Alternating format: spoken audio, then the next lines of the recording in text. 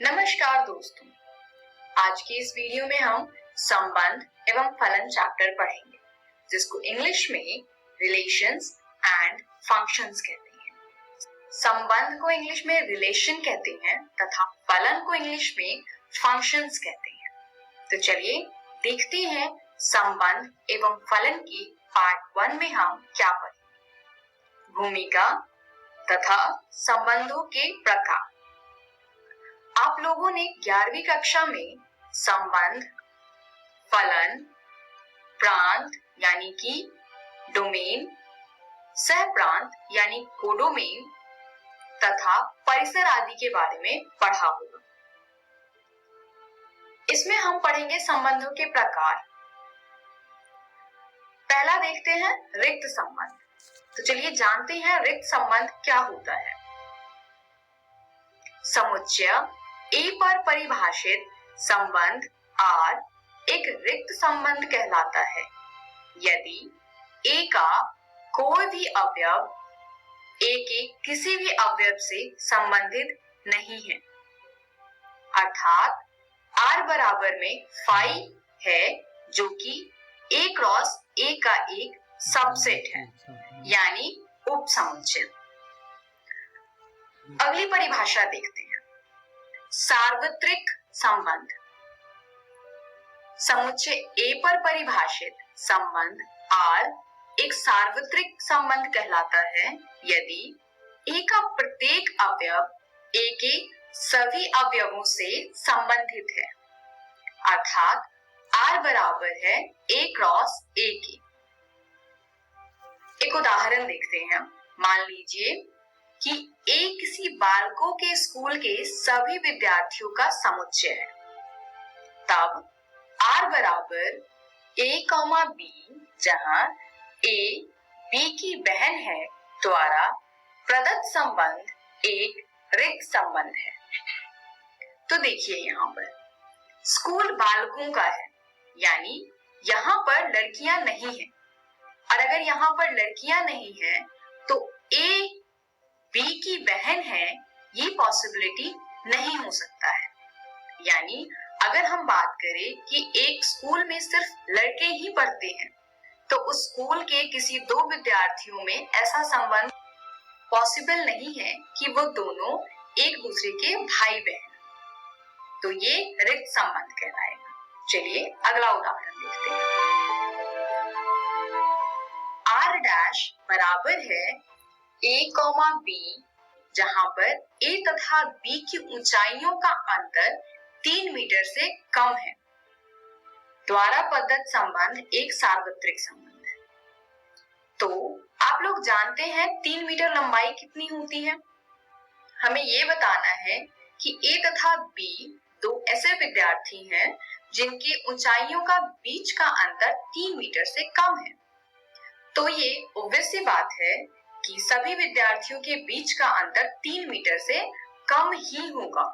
3 metre से अधिक किसी भी दो व्यक्तियों की ऊंचाइयों का अंतर नहीं हो सकता है। तो इस प्रकार के संबंध को हम सार्वत्रिक संबंध कहते हैं।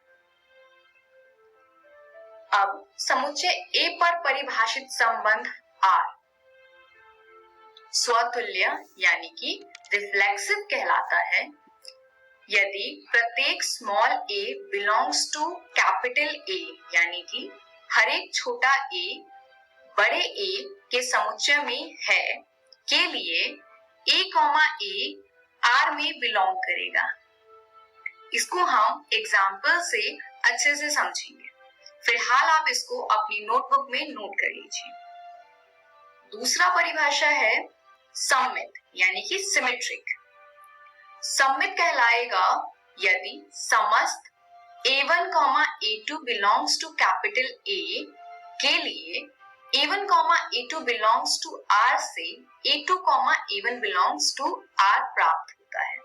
यानी अगर दो कोई एलिमेंट समुच्चय A में है तो A1, A2 R में अगर है तो A2, A1 भी R में होगा।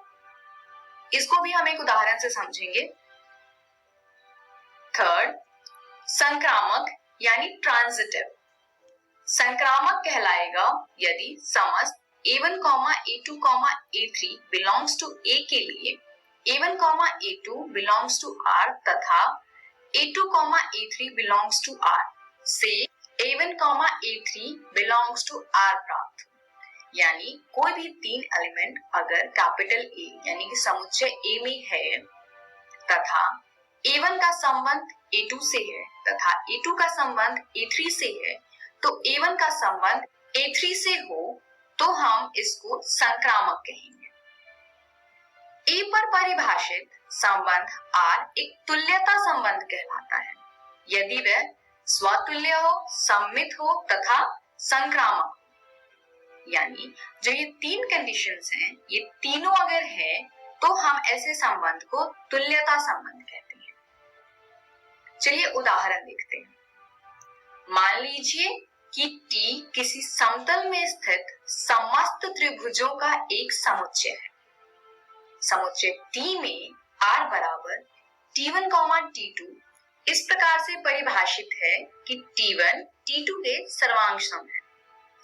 ये एक ऐसा संबंध है, सिद्ध कीजिए कि R एक तुल्यता संबंध है। तो चलिए एक एक करके तीनों को चेक करते हैं हम। प्रत्येक त्रिभुज स्वयं के सर्वांग सम होता है। माना कि T1 T में बिलोंग करता है, यानी कि T1 एक त्रिभुज है जो कि समुच्चय T में है।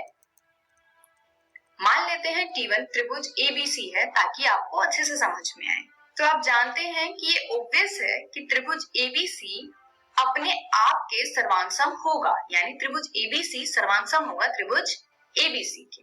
अर्थात हमें प्राप्त होता है T1 सर्वांग सम है T1 के। यानी अगर ये दोनों आपस में सर्वांग सम है तो ये इस संबंध को सेटिस्फाई करते हैं, यानी T1, T1 बिलोंग करता है R में।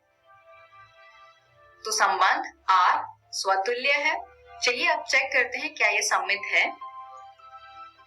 माना कि T1 और T2 दो ऐसे त्रिभुज हैं जो समुच्चय T में है। अब T1 T2 बिलोंग करता है R के, यानी T1 सर्वांग सम है T2 के। अगर T1 T2 के सर्वांग सम है तो ये ऑब्वियस सी बात है कि T2 भी T1 के सर्वांग सम होगा। और अगर T2 T1 के सर्वांग सम है अर्थात T2, T1 बिलोंग करता है R में, यानी संबंध R सममित है। तो यहाँ से हमने ये देखा कि हमें इस तरीके से सिद्ध करना है कि अगर T1 T2 के संबंधित है तो हम अगर ये सिद्ध कर पाए कि T2 भी T1 के संबंधित है तो ऐसे संबंध सममित कहलाते हैं। चलिए अगला देखते हैं। माना कि T1, T2, T3 ऐसे तीन त्रिभुज हैं जो समुच्चय T में बिलोंग करते हैं तथा T1, T2 बिलोंग करता है R में तथा T2, T3 बिलोंग करता है R में। इसका अर्थ क्या है? इसका अर्थ है कि T1 सर्वांग सम है T2 के तथा T2 सर्वांग सम है T3 के। तो क्या आप जानते हैं सर्वांग सम के रूल्स को अगर हम जाने तो अगर एक त्रिभुज T1 T2 के सर्वांग सम है और T2 T3 के सर्वांग सम है, इसका अर्थ है कि T1 T2 के सर्वांग सम है तथा T2 T3 के सर्वांग सम है। यानी इससे हमें प्राप्त होता है कि T1 T3 के सर्वांग सम है और अगर T1 T3 के सर्वांग सम है तो संबंध के परिभाषा के हिसाब से T1, T3 बिलोंग करता है R में, यानी संबंध R संक्रामक है। अब क्योंकि संबंध R स्वतुल्य है, सममित है तथा संक्रामक है, इसीलिए यह एक तुल्यता संबंध है। तो इस वीडियो में हमने संबंधों के प्रकार पढ़ लिया है। अगली वीडियो में हम फलनों के बारे में पढ़ेंगे। नमस्कार दोस्तों, आज की इस वीडियो में हम संबंध एवं फलन का पार्ट 2 पढ़ेंगे। संबंध एवं फलन को इंग्लिश में रिलेशंस एंड फंक्शंस कहते हैं। चलिए देखते हैं पार्ट 2 में हम क्या पढ़ेंगे। फलनों के प्रकार। फलनों के प्रकार में पहली परिभाषा हम पढ़ेंगे एकैकी अथवा एकैक।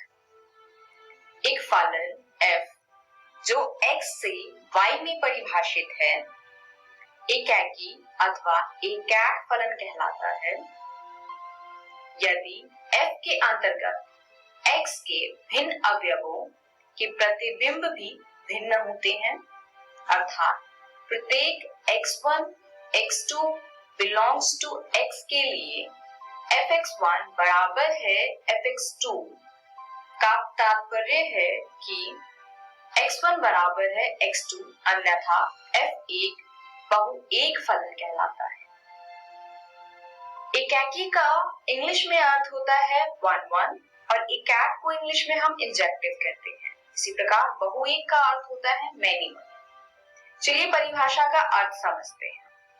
एकाकी का अर्थ यानी वन वन का अर्थ ये हो गया कि f के अंतर्गत x के जितने भी अवयव होंगे यानी जितने भी एलिमेंट होंगे उसके प्रतिबिंब भी अलग अलग होंगे यानी भिन्न भिन्न होंगे। यानी अगर हम कोई प्रतिबिंब यानी x1 बराबर fx2 लेते हैं ये जब ही पॉसिबल होगा अगर हमारा x1 बराबर होगा x2 के।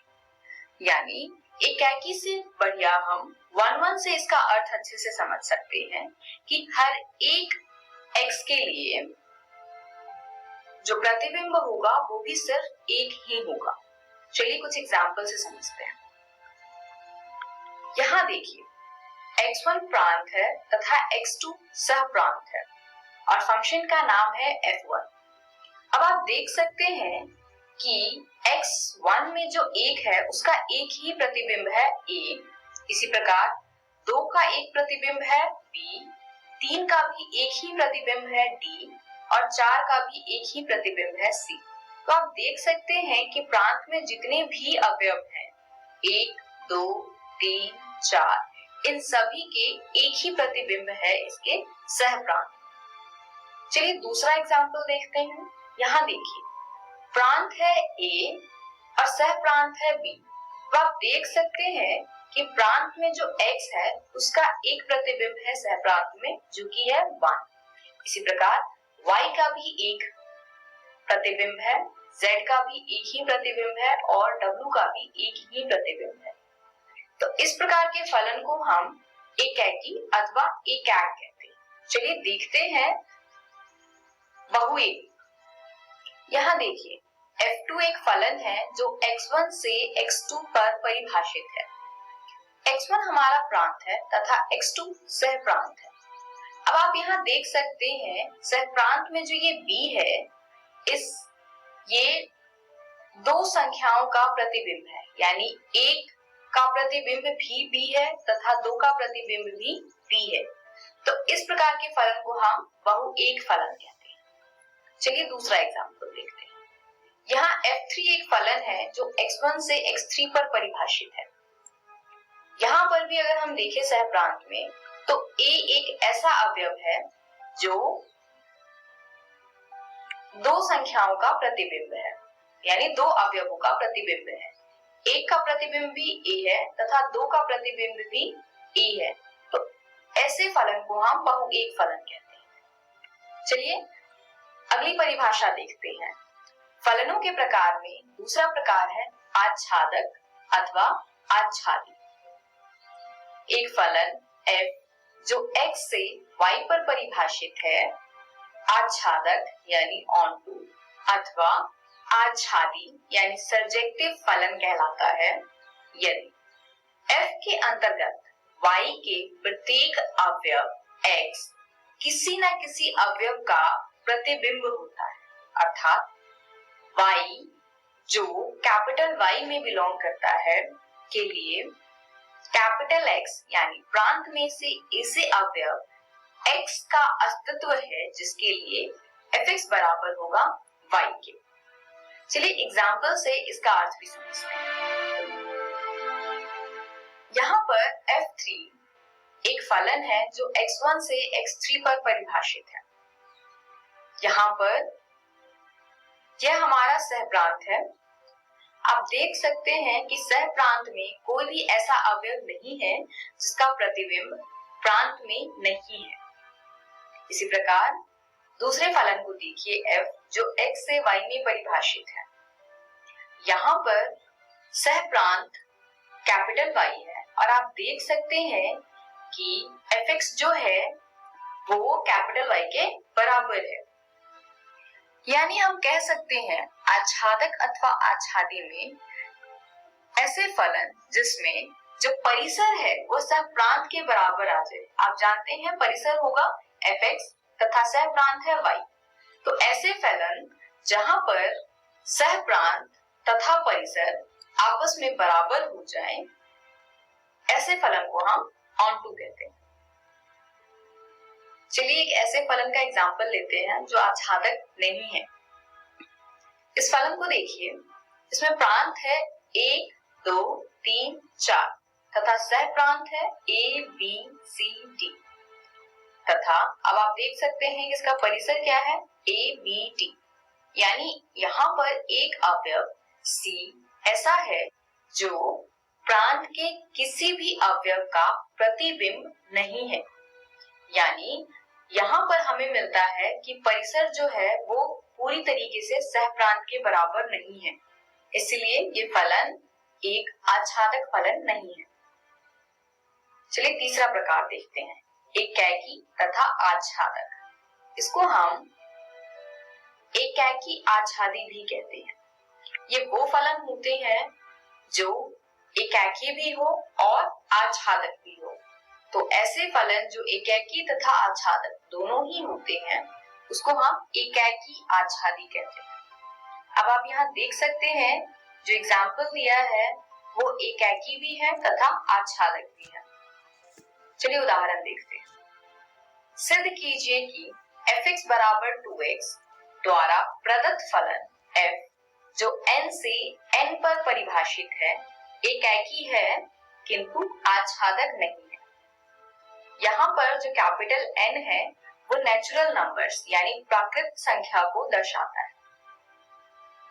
चलिए हल देखते हैं।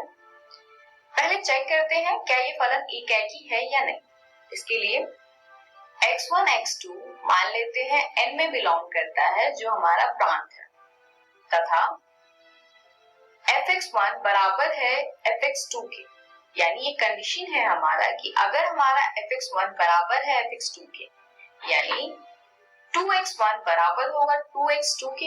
यहाँ पे हमने फंक्शन जो परिभाषित है fx बराबर 2x वो रखा है।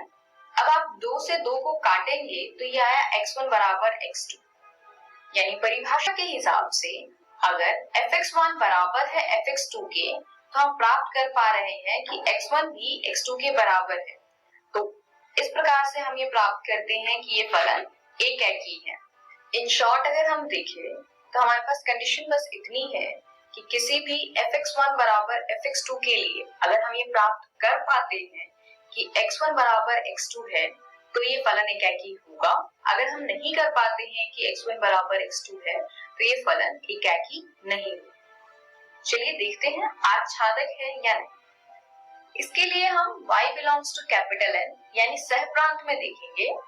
हम शुरू करेंगे सह प्रांत से। सह प्रांत से हम रैंडमली एक अवयव उठाएंगे और हम ये सिद्ध करेंगे कि एक रैंडम अवयव भी अगर हम उठाते हैं सह प्रांत से तो वो किसी न किसी अवयव का प्रतिबिंब है। और अगर हम ये सिद्ध कर पाते हैं तो ये फलन आच्छादक कहलाएगा और अगर हम ये नहीं सिद्ध कर पाएंगे तो ये आच्छादक फलन नहीं कहलाएगा। अगर y n में बिलोंग करता है यानी सह प्रांत में तब fx बराबर होगा y के।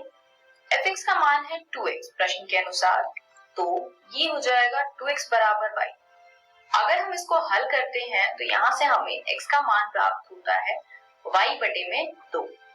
अब ये जो x है वह प्रांत में है, तो क्या ये x प्रांत में है या नहीं चेक करते हैं। अब आप सिंपली देखिए y बटे में 2 है। y अगर नेचुरल नंबर्स यानी प्राकृत संख्या में है तो हर एक सम संख्या के लिए तो x प्रांत में है। यानी अगर हम 2 रखते हैं यहाँ पे तो 2 बटे 2 1 होगा, वो प्रांत में है। 4 रखते हैं अगर y की जगह पे तो 4 बटे 2 2 होगा, वो भी प्रांत में है। पर क्या हम अगर y की जगह पर 3 रखें, 3 एक प्राकृत संख्या है, अगर मैं यहाँ 3 रखूं तो 3 बटे में 2 जो कि 1.5 है वो प्रांत में नहीं है। तो चलिए इसको अच्छे से समझते हैं। ये लेते हैं हम प्रांत तथा सहप्रांत। जो आप दाईं साइड पर देख रहे हैं वो सहप्रांत है तथा बाईं साइड वाला प्रांत है। अब आप देखिए, क्या सहप्रांत में जितनी भी संख्याएं हैं वो किसी न किसी संख्या का प्रतिबिंब है? चलिए देखते हैं। एक किसी भी संख्या का प्रतिबिंब नहीं है, यानी यहाँ पर x की जगह पे कोई भी ऐसी संख्या हम नहीं रख सकते हैं जिसकी वजह से आंसर हमारा 1 आ जाए। अब आप देख सकते हैं fx बराबर यहाँ पे फंक्शन 2x है, तो 1 प्राप्त करने के लिए मुझे x की जगह पर 1/2 रखना होगा और 1/2 प्राकृत संख्या नहीं है। इसी प्रकार आप देखिए, तो 2 1 का प्रतिबिंब है, यानी अगर मैं x की जगह पर 1 रखूं तो आंसर मेरा 2 आएगा। 3 किसी भी संख्या का प्रतिबिंब नहीं है। इसी प्रकार 4 2 का प्रतिबिंब है।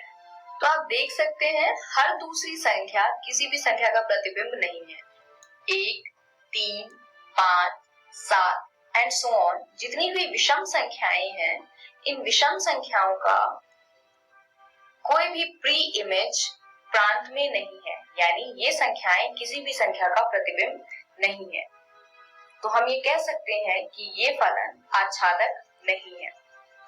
दोस्तों, क्या आप मुझे बता सकते हैं जो ये फलन प्राकृत संख्या पर परिभाषित है, अगर ये वास्तविक संख्या पर परिभाषित होता तो क्या ये फलन आच्छादक होता? जी हाँ, तब हम सहप्रांत के सभी अवयव का प्री इमेज प्रांत में निकाल सकते थे। यानी 1 के लिए हम 0.5 सहप्रांत में हमें मिल जाता, क्योंकि 0.5 एक वास्तविक संख्या है। इसी प्रकार 3 के लिए 1.5 एक वास्तविक संख्या है एंड सो ऑन। इस प्रश्न में ये फलन आच्छादक नहीं है। इस वीडियो में हमने सीखा फलनों के प्रकार। अगली वीडियो में हम फलनों का संयोजन एवं फलन पढ़ेंगे। तो आज की वीडियो संबंध एवं फलन का पार्ट 3 है। चलिए देखते हैं पार्ट 3 में हम क्या पढ़ेंगे। फलनों का संयोजन तथा व्युत्क्रमणीय फलन। चलिए देखते हैं फलनों के संयोजन की परिभाषा क्या है। मान लीजिए कि f एक फलन है जो a से b पर परिभाषित है तथा g दूसरा फलन है जो b से c पर परिभाषित है। तब f और g का संयोजन GOF से निरूपित होता है तथा GOF a से c पर परिभाषित होता है। GOFX बराबर होता है G ब्रैकेट में fx for all x belongs to a, यानी प्रत्येक x जो कि a में है। तो इसका अर्थ ये है कि हमारे पास अगर दो फलन है f तथा g और f का प्रांत a है तथा सहप्रांत b है, इसी प्रकार g का प्रांत b है और सहप्रांत c है, तो दोनों का संयोजन GOF द्वारा निरूपित होता है, जिसमें GOF का प्रांत a होगा और सहप्रांत c होगा। चलिए इसको अच्छे से समझते हैं। ये मानते हैं हम कि एक समुच्चय A है जो कि फंक्शन f का प्रांत है। अब A के अंदर जितने भी अवयव हैं उसको हम x से डिनोट करेंगे। B फंक्शन f यानी फलन f का सहप्रांत है। तो इस प्रकार f एक फलन है जो A प्रांत से B सहप्रांत पर परिभाषित है। तो अगर A का अवयव x है तो B का अवयव fx होगा। अब दूसरा फंक्शन जो है g, वो किस प्रकार परिभाषित होगा? g हमारा B से C पर परिभाषित है, तो C मान लेते हैं एक और समुच्चय है। अब g फंक्शन जो B से C पर परिभाषित है वो किस प्रकार दिया जाएगा? g ब्रैकेट में fx। तो इसको हम कहते हैं GOF जो A से C पर परिभाषित होगा, यानी हमने B को बीच में से हटा दिया है। अब GOF का मान बराबर होता है G ब्रैकेट fx। तो इसको कहते हैं f और g का संयोजन। तो आप देख पा रहे होंगे कि g फंक्शन का जो प्रांत है वो एक्चुअली में f फंक्शन यानी f फलन का सह प्रांत है। इन शॉर्ट हमें फॉर्मूला प्राप्त होता है GOF बराबर g ब्रैकेट में fx for all x belongs to a, यानी प्रत्येक x जो कि a में है। चलिए उदाहरण देखते हैं। उदाहरण है, मान लीजिए कि f 2, 3, 4, 5 से 3, 4, 5, 6 पर परिभाषित है और g 3, 4, 5, 6 से 7, 11, 15 पर परिभाषित है। ये दो फलन इस प्रकार हैं कि f2 बराबर है 3 के, f3 बराबर है 4 के, f4 बराबर है f5 के तथा ये बराबर है 5 के, यानी f4 और f5 दोनों का ही मान 5 है। g3 बराबर है g4 के तथा ये बराबर है 7 के, यानी g3 और g4 दोनों का मान 7 है तथा g5 और g6 का मान 11 है। तो हमें GOF ज्ञात करना है। तो GOF निकालने के लिए हम क्या करेंगे, पहले देखते हैं फंक्शन क्या क्या है, यानी फलन क्या क्या है। f हमारा फलन है जिसका प्रांत है 2, 3, 4, 5 तथा सह प्रांत है 3, 4, 5, 6। g एक फलन है जिसका प्रांत है 3, 4, 5, 6 और सह प्रांत है 7, 11, 15। तो अब हमें निकालना है GOF। GOF के लिए अब GOF का प्रांत क्या होगा, जो f का प्रांत है, और GOF का सह प्रांत क्या होगा, जो g का सह प्रांत है। यानी GOF जो है वो 2, 3, 4, 5 से 7, 11, 15 पर परिभाषित है। इस प्रकार आप देख पा रहे हैं कि प्रांत और सह प्रांत में इनके क्या रिलेशन है, क्या संबंध है। हम क्या करते हैं, f के सह प्रांत को और g के प्रांत को बीच में से हटा देते हैं और इस प्रकार हमें GOF का प्रांत तथा सह प्रांत प्राप्त होता है। चलिए अब मान निकालते हैं। दिए हुए वैल्यूज को यहाँ पर लिखते हैं। f हमें दिया हुआ है, g दिया हुआ है तथा ये सारे मान हमें प्रश्न में दिए हुए हैं। अब हमें निकालना है GOF। तो देखते हैं GOF 2 पर क्या होगा। GOF ब्रैकेट 2 हमने लिखा है, तो ये बराबर होगा संयोजन के परिभाषा से g ब्रैकेट में f2। अब यहाँ पर f2 का मान हमें प्रश्न में दिया हुआ है। f2 का मान क्या है, f2 का मान है 3। तो हम क्या करेंगे, हम इस f2 को 3 से रिप्लेस करेंगे, तो ये हो जाएगा g ब्रैकेट में 3। अब देखिए g3 का मान क्या है, तो g3 का मान है 7। तो g3 बराबर हो जाएगा 7 के। तो इस प्रकार हमें GOF 2 मिल गया है 7 के बराबर। चलिए अगला मान निकालते हैं GOF 3 का। तो GOF 3 किसके बराबर होगा, फिर से हम संयोजन की परिभाषा से ये हो जाएगा g ब्रैकेट में f ब्रैकेट 3 ब्रैकेट क्लोज, यानी ये होगा हमारा g ब्रैकेट में f3। अब आप फिर से देखिए f3 का मान क्या है, f3 का मान है 4। तो हम यहाँ पर f3 की जगह पर 4 को प्रतिस्थापित करेंगे, ये आ जाएगा हमारा g ब्रैकेट में 4। अब हम क्या करेंगे, हम g4 का मान देखते हैं कहाँ पर है। तो g4 का मान है 7, यानी कि GOF 3 भी हमारा 7 के बराबर आएगा। चलिए अब हम क्या करेंगे, अब अगला मान निकालेंगे 4 पर, यानी GOF 4। तो GOF 4 बराबर हो जाएगा g ब्रैकेट में f4, वहां फिर से f4 का मान रखेंगे। यहाँ पर f4 का मान क्या है 5, यानी ये हो जाएगा g5। अब हम g5 का मान रखेंगे, तो g5 का मान क्या है, g5 का मान है 11, यानी ये बराबर हो जाएगा 11 के। अब बचा हमारा आखिरी अवयव यानी कि 5। तो अब हम निकालेंगे GOF 5 जो बराबर होगा g ब्रैकेट में f5। अब हम f5 का मान देखते हैं। f5 का मान है 5, तो वो हमने यहाँ पे रखा है g ब्रैकेट में 5 तथा G5 का मान है 11। तो इस प्रकार हमने GOF की सारे मान याद कर लिए हैं। GOF 2 पर, 3 पर, 4 पर तथा 5 पर। इस वीडियो में हमने सीखा फलनों का संयोजन यानी कि GOF बराबर होता है G ब्रैकेट में fx। अगली वीडियो में हम पढ़ेंगे व्युत्क्रमणीय फलन। धन्यवाद। आज की इस वीडियो में हम पढ़ेंगे संबंध एवं फलन।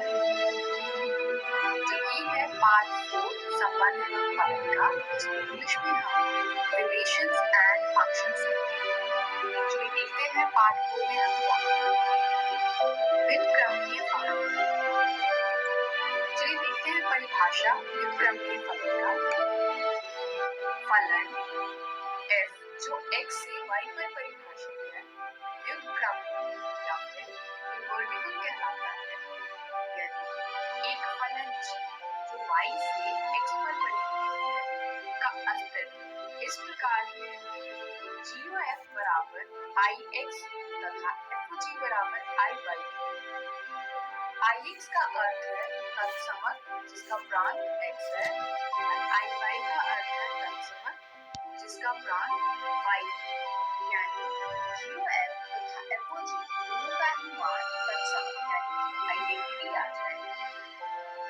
तब फलन g को फलन f का विलोम कहते हैं और इसे f इनवर्स यानी f की पावर -1 द्वारा प्रकट करते हैं।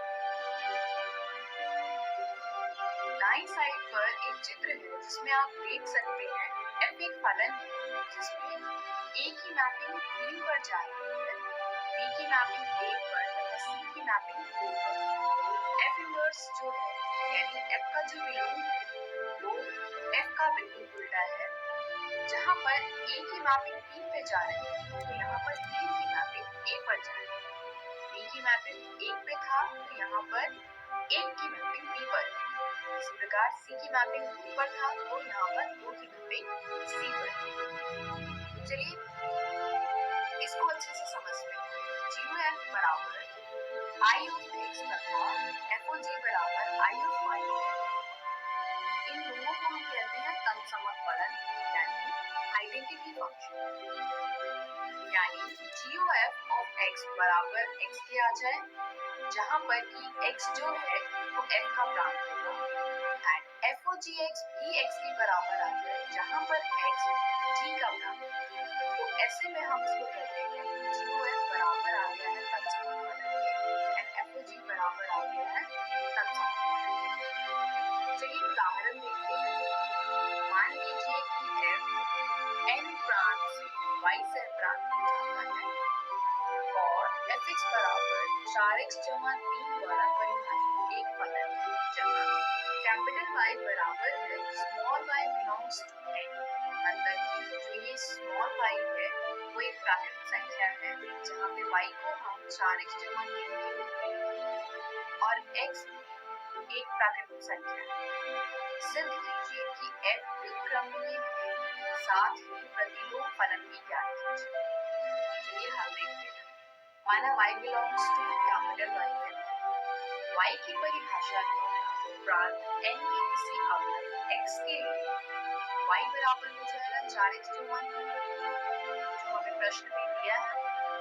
अब अगर हम इसको हल करें तो 4x + 3 बराबर है y और आगे होगा ये 4x बराबर y - 3 यानी कि x बराबर होगा y - 3/4। अब आप देख सकते हैं कि हमने पूरे इक्वेशन को यानी समीकरण को y के टर्म में लिख दिया है, यानी हमें यहाँ से x का मान है। आपको भी हर प्रश्न में यही करना है। y बराबर जो भी टर्म है x में वहाँ पे हमें x का मान ज्ञात करना है और पूरे समीकरण को y यानी x को एक साइड रखेंगे और बाकी सभी संख्या को दूसरी साइड। अब यहाँ से जो हमने x बराबर y - 3 4 प्राप्त किया है इसको हम GY से परिभाषित करेंगे। GY बराबर हो जाएगा y - 3/4 और इस नए फलन g का प्रांत y होगा तथा सह प्रांत f। अब हम देखते हैं कि क्या ये g f का प्रतिलोम फलन है या नहीं। तो चलिए जांच करते हैं इसकी। हम सबसे पहले GOFX GOFX बराबर g of fx परिभाषा द्वारा। अब हम जानते हैं कि fx का मान 4x जमा 3। तो हम क्या करेंगे, इस fx की जगह पर इस fx का मान जो है क्या 4x जमा, ये बराबर हो जाएगा g ब्रैकेट में 4x जमा। अब 4x जमा 3 यहाँ से हमने fx का मान को प्रतिस्थापित किया है। अब क्योंकि ये फलन g का है तो हमें g फलन पता होना चाहिए। g फलन हमने परिभाषित किया है y थीटा 3/4। तो अब हम क्या करेंगे, gy में y को प्रतिस्थापित करेंगे 4x जमा 3 से। इस प्रकार हमें प्राप्त होता है 4x जमा 3 घटा 3/4। अब आप इसको हल करेंगे तो प्राप्त होता है। आप देख सकते हैं कि ये तत्सम फलन है, यानी GOFX जो है वो बराबर आ गया है तत्सम for all x belongs to m, यानी सभी x जो ब्रैकेट में संख्या है। GOF जो है वो बराबर है I n, यानी तत्सम फलन जिसका प्रांत है। चलिए अब FOG निकालते हैं। FOG of y क्या है? FOG of y बराबर होगा f ब्रैकेट में gy का मान क्या है? gy का मान है y माइनस 3/4। हम gy की जगह पर y माइनस 3/4 रखेंगे, ये हो जाएगा f ब्रैकेट में y माइनस 3/4। अब क्योंकि फलन f में है, देखते हैं फलन f क्या है। फलन f है fx बराबर 4x जमा 3। तो अब हमें क्या करना है, अब y माइनस 3/4 हमें रिप्लेस करना है x से। तो हम x की जगह पर y माइनस 3/4 को प्रतिस्थापित करेंगे। ये आ जाएगा 4 ब्रैकेट में y माइनस 3/4 जमा 3। हम 4 से 4 को कैंसिल कर देंगे, बचेगा y घटा 3 जमा 3। घटा 3 जमा 3 एक से कैंसिल हो जाएंगे। तो अब आप देख सकते हैं y का फलन है, जहाँ पर स्मॉल y बिलोंग करता है capital y, small y capital Y है। और अब आप देख सकते हैं कि FOG बराबर आ गया है तत्सम GOF बराबर आ गया I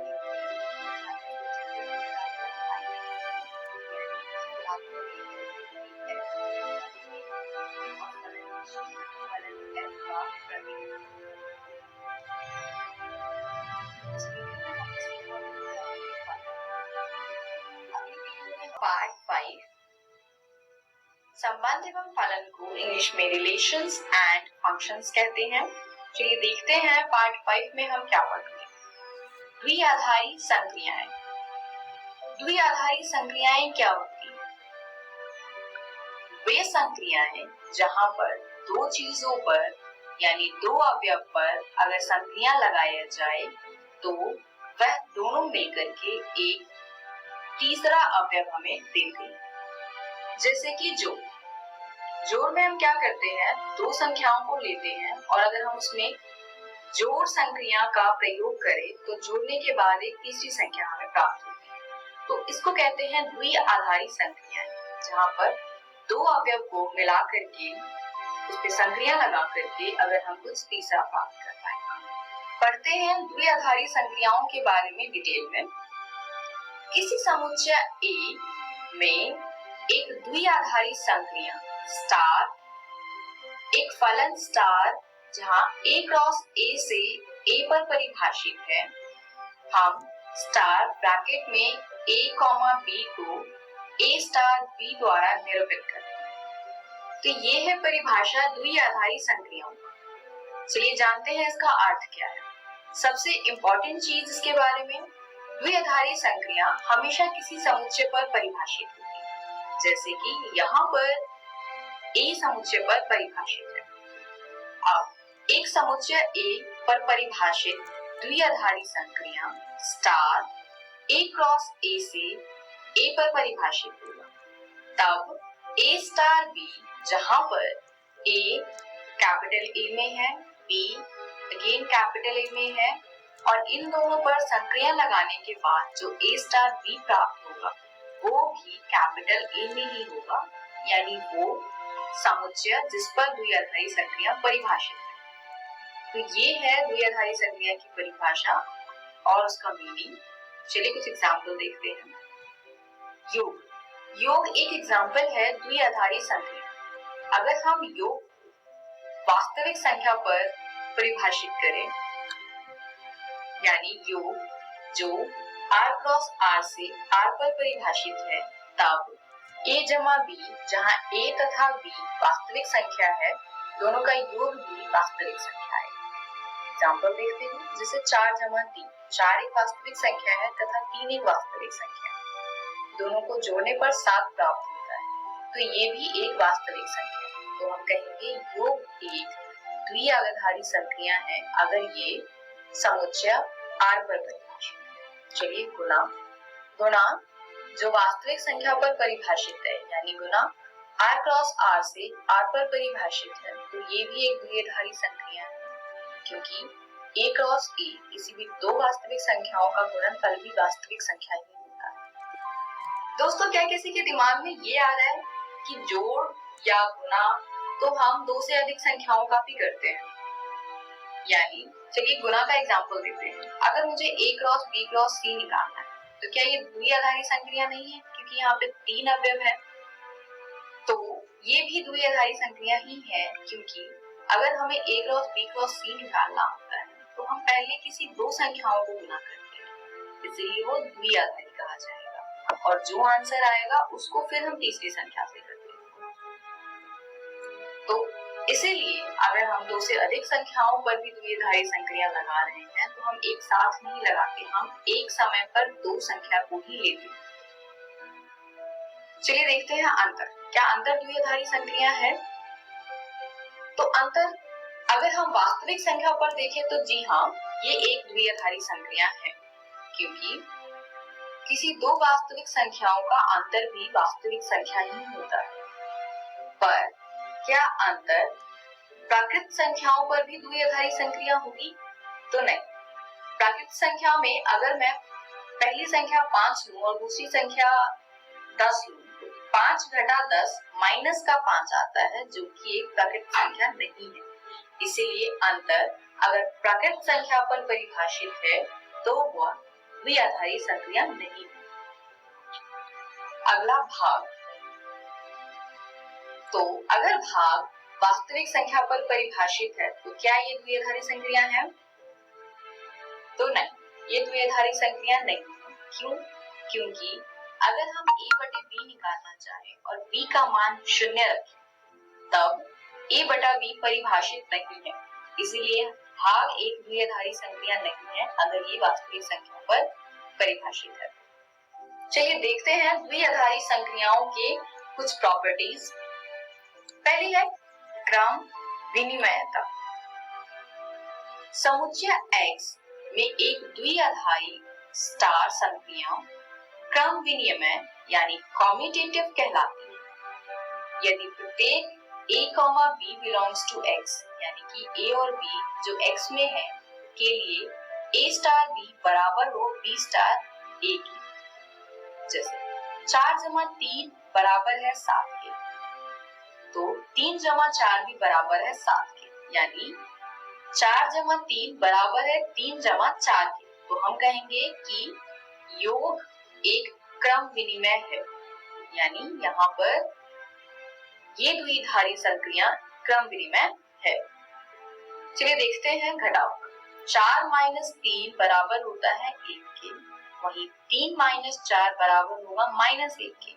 यहाँ आप देख सकते हैं 4 माइनस 3 3 माइनस 4 के बराबर नहीं है, इसीलिए ये क्रम विनिमय नहीं है। अगली प्रॉपर्टी है सहचार्यता।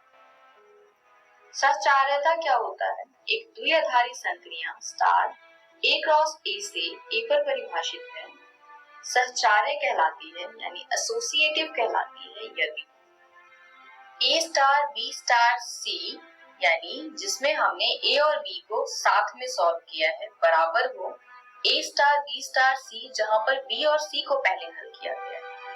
For all A B C belongs to A, यानी प्रत्येक A B C जो कि A में। चलिए एग्जाम्पल देखते हैं। 4 जमा 3 जमा 5, जहां पे अगर 4 और 3 को हम पहले जोड़े, इसी प्रकार 4 जमा 3 जमा 5, जहां पे हम 3 और 5 को पहले जोड़े। आप देख सकते हैं दोनों ही संख्या बिल्कुल सेम, हम बस कंबाइन अलग अलग संख्याओं को करें। पहले में हमने 4 और 3 को पहले जोड़ा और दूसरे में हमने 3 और 5 को पहले जोड़ा। इस प्रकार हमारे पास आता है 7 जमा 5 और दूसरे में आएगा 4 जमा 8। 7 जमा 5 12 के बराबर है तथा 4 जमा 8 भी 12 के बराबर है। तो आप देख सकते हैं दोनों ही केस में उत्तर बराबर है, यानी योग एक सहचार्य द्विआधारी संक्रिया है। चलिए दूसरा एग्जाम्पल देखते हैं। एक बाइनरी ऑपरेशन यानी कि द्विआधारी संक्रिया वास्तविक संख्या पर परिभाषित है कुछ इस प्रकार, जहां A स्टार B बराबर होगा A जमा 2B के। तो हमें चेक करना है क्या ये सहचार्य है या नहीं। चलिए देखते हैं। अपनी तरफ से कुछ वास्तविक संख्याएं लेट करते हैं। A बराबर 8 लिया हमने, B बराबर 5 तथा C बराबर 4 लिया। तो A star B star C, जहां पर A और B को एक साथ अगर हम हल करें तो क्या होगा, A की जगह पे 8 स्टार, B की जगह पे 5 स्टार, C की जगह पे 4 रखा है। अब दी हुई संख्या लगाते हैं इस पे, यानी 8 जमा 2 गुने में 5 स्टार 4, ये आएगा 8 जमा 10 स्टार 4, 8 जमा 10 18 होगा, तो ये आया 18 स्टार 4। अब फिर से हम इस पे दी हुई संख्या लगाएंगे, तो ये आएगा 18 जमा 2 गुने में 4, यानी 18 जमा 8, जो आएगा 26। यानी A star B star C, जहां पर A और B को साथ में हल किया गया है पहले, तो यहाँ पे इसका मान आता है 26। अब हम निकालेंगे A star B star C, जहां पर B और C को पहले हल करेंगे। तो A star B star C, B और C को हल करने के लिए हमने ABC का मान प्रतिस्थापित किया है। तो इस प्रकार हमारे पास आएगा 8 स्टार 5 जमा 2 गुने में 4। इसको हल करेंगे तो हमें प्राप्त होगा 8 स्टार 5 जमा 8, आगे हल करने पर प्राप्त होगा 8 स्टार 13। अब फिर से इस पे हम संक्रिया लगाएंगे, तो ये आएगा 8 जमा 2 गुने में 13, यानी 8 जमा 26, और इसका मान आएगा 34। यानी A star B star C, जहाँ पे B स्टार C को पहले हल किया है, उसका मान है 34। इस प्रकार हमें दोनों मान प्राप्त हो गए हैं। अब आप देख सकते हैं कि A star B star C बराबर 26, जहां A और B को पहले हल किया गया है, वो बराबर नहीं है A star B star C, जहां B और C को पहले सॉल्व किया गया है। दोनों मान आपस में इक्वल नहीं है, इसलिए हम कहेंगे कि A स्टार B जो A जमा 2B से परिभाषित है, एक सहचार्य द्विआधारी संक्रिया नहीं। चलिए अगली प्रॉपर्टी देखते हैं, तत्सम। किसी प्रदत्त द्विआधारी संक्रिया स्टार A क्रॉस A से A पर परिभाषित के लिए एक अवयव E बिलोंग्स टू A, यानी एक अवयव E है जो A में बिलोंग करता है, यदि इसका अस्तित्व है, तत्समक आइडेंटिटी कहलाता है। यदि A स्टार E बराबर हो A के, जो बराबर है E star A for all A belongs to A, यानी कैपिटल A में एक ऐसा अवयव E है जिसके लिए A स्टार E बराबर A के आ जाएगा तथा E स्टार A भी A के बराबर आएगा। एग्जाम्पल लेते हैं, एक जमा 0। अगर मैं प्राकृत संख्या की बात करूं और योग हम द्विआधारी संक्रिया को ले, तो 1 जमा 0 बराबर आता है 1 के। इसी प्रकार 0 जमा 1 भी बराबर आता है 1 के। तो आप देख सकते हैं यहाँ पर 0 को अगर हमने ऐड किया है 1 में, तो आंसर 1 ही आएगा। और अगर हम ऐड की बात करें तो किसी भी संख्या में अगर आप 0 को जोड़े तो आंसर वो संख्या खुद से आ जाता है, यानी 0 जो है वो तत्समक है योग संक्रिया का। चलिए अगला देखते हैं व्युत्क्रमणीय। ए में तत्समक अवयव ई वाले एक प्रदत्त द्विआधारी संक्रिया स्टार ए क्रॉस ए से ए पर परिभाषित के लिए किसी अवयव ए बिलोंग्स टू ए को संक्रिया स्टार के संदर्भ में व्युत्क्रमणीय कहते हैं यदि ए में एक ऐसे अवयव बी का अस्तित्व है कि ए स्टार बी बराबर ई बराबर बी स्टार ए हो तो बी को ए का प्रतिलोम है, जिसे प्रतीक ए इनवर्स यानी कि ए की पावर -1 द्वारा निरूपित है। यहाँ पर ए स्टार बी बराबर आ जाए ई यानी तत्समक के तथा बी स्टार ए बराबर आ जाए ई यानी तत्समक के। ए इनवर्स यानी ए का प्रतिलोम बी के बराबर होता है। जैसे अगर हम योग की बात करें तो 3 का प्रतिलोम -3 होगा और अगर हम गुणा की बात करें तो 3 का प्रतिलोम 1/3 होगा। इस वीडियो में हमने सीखा द्विआधारी संक्रियाएं, जिसमें हमने इसकी प्रॉपर्टीज पढ़ी, क्रम विनिमयता यानी कम्यूटेटिविटी, सहचार्यता यानी एसोसिएटिविटी, तत्समक यानी आइडेंटिटी, व्युत्क्रमणीय यानी इनवर्स। अगले वीडियो में हम कुछ प्रैक्टिस क्वेश्चंस करेंगे